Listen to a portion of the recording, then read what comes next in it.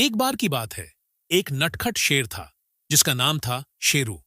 वह एक छोटे से गांव में रहता था, लेकिन उसे जंगल की रातों में साइकिल चलाना बहुत पसंद था। एक रात जब चांद पूरी रौनक में था, शेरू अपनी लाल साइकिल लेकर जंगल में निकला। जंगल में साइकिल चलाते हुए शेरू मजे में था। अचानक एक ठंडी हवा ने उसकी गर्दन को छू लिया और उसके कानों में एक अजीब सी आवाज सुनाई दी। शेरू, शेरू। वह आवाज घुसपैठी और डरावनी थी। शेरू ने पलटा और देखा कि एक सफेद आकृति उसके सामने खड़ी थी।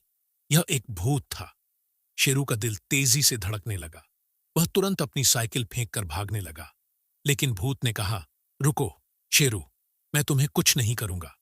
शेरू ने पलटकर कहा, तुमने मुझे डराया है, मुझे तुमसे कोई बात नहीं करनी। भूत ने हंसते हुए कहा, मैं तो सिर्फ तुम्हें चिढ़ा रहा था।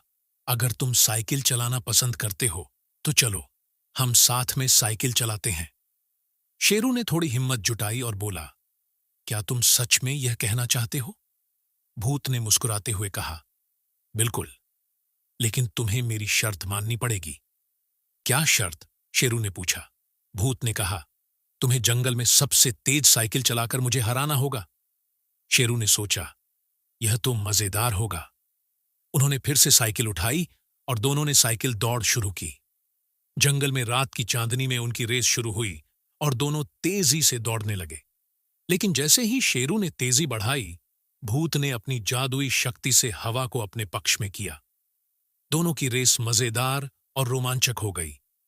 अंत में शेरू ने भूत को हरा दिया और दोनों ने मिलकर जोर से हंसते हुए खुशी मनाई।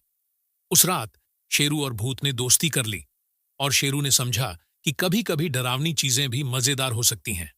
अब हर रात शेरू और भूत जंगल में साइकिल चलाते और मजे करते थे और गांव के लोग उनकी कहानी सुनकर हंसते थे। और इस तरह नटखट शेर की रातें अब और भी मजेदार हो गईं।